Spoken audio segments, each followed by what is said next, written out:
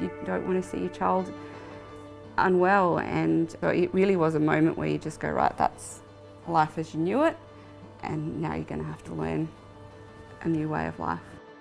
It's self-confidence in wearing a pump, just getting quite self-conscious of wearing it, self-conscious of the bulkiness of it or the alarms going off.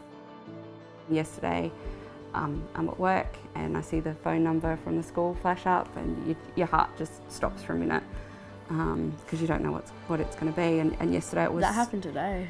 Yeah, well there was one this morning and there was one yesterday because her pump ran out of insulin. You've got to always check her kit to make sure she's got spare batteries for her pump, insulin, her pen, all her hypo treatment, spare reservoir, so just like to make sure you've got redundancy upon redundancies really. Just we were getting ready for a social event and she's trying to find an outfit where her pump wasn't showing, and we couldn't find one and she didn't want to go. And then that was really upsetting because there's nothing I can really say in that moment to go, no, you're right, because I don't know what it's like. I can just be there for her and let her have a cry, a bit of a cry together, and then we regroup.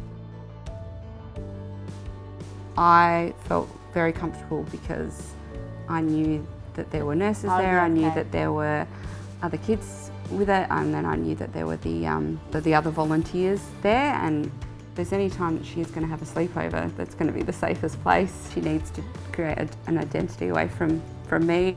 I think it's probably one of the biggest challenges when a child has type 1 is because the parent wants to be just micromanaging them all the time, and they don't really get a chance to just be a kid and run around. I came to pick her up and then we got in the car and looked over and she was crying. It was sort of one of the first times I was really humbled to see that you were crying, because it meant that she'd had such a good time and that it did allay some of those fears that I'd had about her making friends at the camp. It was actually quite sweet to see. It's been really good to hear her in a room chatting to these girls, and it could be normal stuff they're chatting about, they could be comparing blood sugars, and that's completely normal. If Lily's experience is anything to go by, I would highly recommend parents encourage their children to go.